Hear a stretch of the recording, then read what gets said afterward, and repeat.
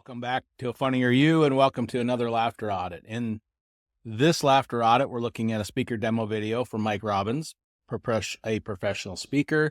I'm excited about this Laughter Audit because Mike gets genuine laughter. There's several places throughout where there are some really good laughs, so we're going to be able to give some insight into how those laughs could be further enhanced, as well as identify missed opportunities for laughs. So let's jump right into Mike's video. There's a really important distinction with appreciation because we get this confused in our culture all the time to our own detriment with our children, with our peers and colleagues, and even with ourselves, is we confuse recognition and appreciation. They're related, but they're not the same thing. Recognition is a subset of appreciation. How many of you like to be recognized? Raise your hand if you like to be recognized. Okay, if you're not raising your hand, you're either not paying attention or you're lying. Now, look, I know some of us like. So that's a really good laugh. It's powerful. My primary recommendation would be to pause longer before starting to talk. By talking too soon and stepping on the laugh, a speaker is essentially training the audience to stop laughing, and you don't want to do that. So pause longer. Give that laugh an opportunity to really bloom. The other technical feedback I'd have is formulating his question as a rule of three. So if you're not raising your hand, you're either not paying attention or you're lying. There could be an opportunity to add a third one in there to build up. You know, if you're not raising your hand, you're blank, you're not paying attention, or you're lying. Minor though. You notice when other people get recognized and you don't. You ever notice that? Now, you may not say it out loud, but you think to yourself, how come she got recognized and not me? Perfect opportunity, perfect laugh in that it's a recognizable event. That's why people laugh. Again, he starts talking a little bit too soon for my preference. Just pause longer, let that laughter bloom. I'll give you an example from my baseball career. So now, whether you're a baseball fan or not, you probably know what happens to the pitcher, which is the position that I played in the baseball game when the pitcher doesn't do well. You know what happens? Yeah, they stop the game. And in front of everybody, the manager walks out to the mound and takes the ball out of your hand and makes you leave. All right. My primary recommendation here would be, rather than to explain it, tell it in a story. I'll give you an example from my baseball career. It's November 16th, the World Series, November 16th. I think the World Series is over by then. Maybe not. I'm not a big sports guy. But give an example from a story, a specific example, his emotion, the act of, one, sending the relief pitcher to start warming up, right? And noticing that there's laughter there. There's the tension is building as you get to the moment where the coach finally comes out and takes the ball out of his hands. My recommendation to you, if you're a speaker, rather than explain what happened, if you're not doing well, the coach comes out, they stop the game, takes the ball. Give a story. That's what I'm trying to say. Just give the story. Right? Can you imagine? Let's say you're running a PTA meeting and you're in the middle of it and you're kind of not having a really good night. And all of a sudden, I don't know who it would be, the principal or the superintendent or somebody bursts in the door and goes, hold on, time out. You come over here. And you had to pick up all your stuff and everything. And you're like, okay, you had to walk out. And some other person walked right in with some other stuff and sat down in your chair and started leading the meeting. That would be kind of embarrassing, right? Now. Right. So that is a perfect example of what you can do in your speeches. Mike takes a story, a situation from baseball, applies it to another context. So kind of like a clash of context, but it's two worlds colliding. And what would it be like at a PTA meeting if they treated you like a pitcher in a baseball game? In your stories, in your speeches, you have your ordinary world, your business world. You can say, would it be so bad that when I do something good, right? My teammates come around me and pat me on the butt. I was watching the football game and I noticed, hey, they do something that's just part of their job, right? Like, hey, you got a complete pass? Awesome. And everybody's high-fiving. I'd like that in my job. Can I have some of that?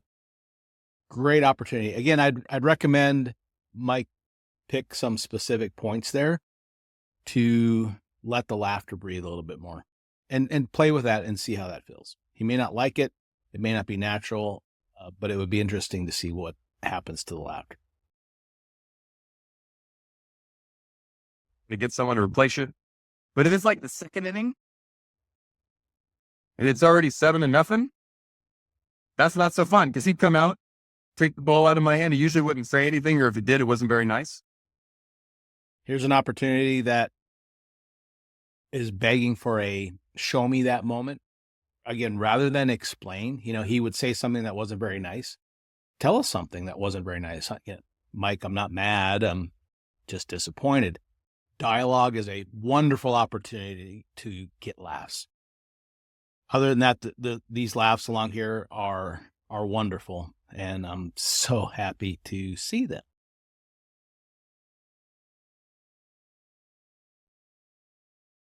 Oh, leave him alone. He's upset. But you know what I could have used in those days when I was sitting on the bench after just giving up 7 runs in the second inning? I don't know about a hug. It went. Great laugh from the audience, the engagement. See what happened when he's paused and there was no words. The audience filled in the words. You know what I could have used? A hug. Great laugh. Now, Mike says, I don't know about a hug.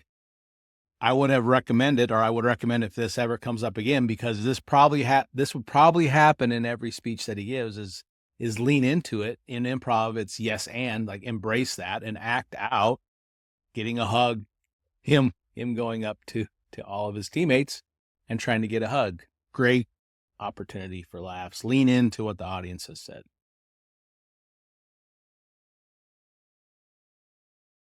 Well, I tried that, but no, I can't do that around here, or whatever they say. Look, it's like hardwired into us. I was running a few years ago in our neighborhood.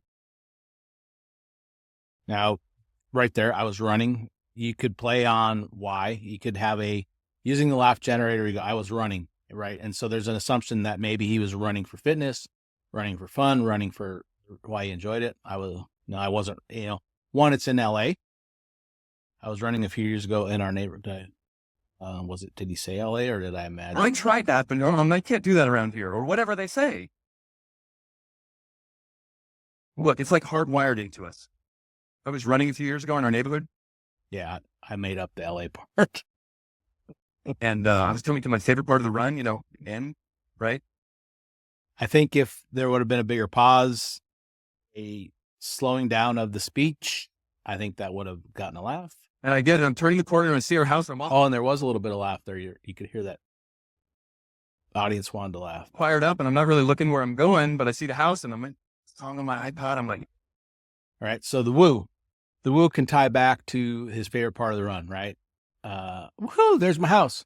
Woohoo! Finally, I can stop. Why am I running? I can stop this nonsense. Hit something on the, it was like a lip in the sidewalk, and I went down flat on my face. Or I tried that, and thankfully, I get up, I'm a little scraped and a little dirty, but I brush myself off. There's no one around, no one walking the dog. It was pretty early in the morning. And I'm literally like limping home thinking, at least nobody saw that. So it's like hardwired into us not to do something that will have us look. All right. There's an opportunity here to use the superiority laugh trigger. In this version of the story, Mike says that no one saw me. I get up, look around. Thankfully, no one saw me, but audiences laugh. One of the reasons why people laugh is they feel superior. There's a quote, if I get a paper cut, it's a tragedy. But if you fall into a manhole and die, it's comedy, right? So we laugh at other people's expense. Jokes often have a target. Now, in this case, self-deprecating humor, setting it up where no one saw him, that's fine. It still gets some laughs. But if he set it up so it was pretty early morning, I'm literally like limping home thinking at least nobody saw me. And then out of the corner of my eye, I noticed the curtains open. And maybe he gives the neighbor a name. Maybe this neighbor is the nosy neighbor that is in everybody's business and the gossip of the neighborhood. And the curtain closed. And I'm like, oh crap, she saw me. Now everybody's going to know, right? There would be more laughter there because laughing at Mike's expense, laughing at his embarrassment, which is the very point of this part of his speech. Jumping down towards the end. Self-appreciation, on the other hand, totally different. It's when we don't allow ourselves to listen to that little voice in our head, that little gremlin, I like to call it, and let the gremlin run the show. You know the gremlin, you know what I'm talking about, right? The little voice constantly criticizing you. This is a wonderful opportunity, a seriously missed opportunity in Mike's speech, as well as to get a laugh. And that is, show us the gremlin, give the gremlin a name, give the gremlin a voice, and do the voice and tell us what the gremlin says. Give us examples. Mike, give us examples from your own life of what is your gremlin saying to you. And that is what I'm saying to you if you're watching this video right now. Well, I don't need to say if you're watching this video.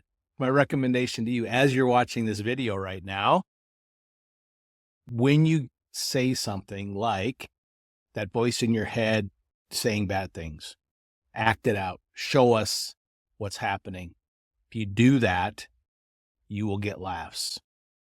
Thank you for joining me on this laughter audit. Hats off to Mike Robbins. Great laughs, great opportunities to enhance those laughs even more with a few tweaks. Pause, let the laugh bloom, give the audience the enjoyment of that laughter. If you follow these steps, be like Mike, and you will be a funnier you. I look forward to seeing you on the next one.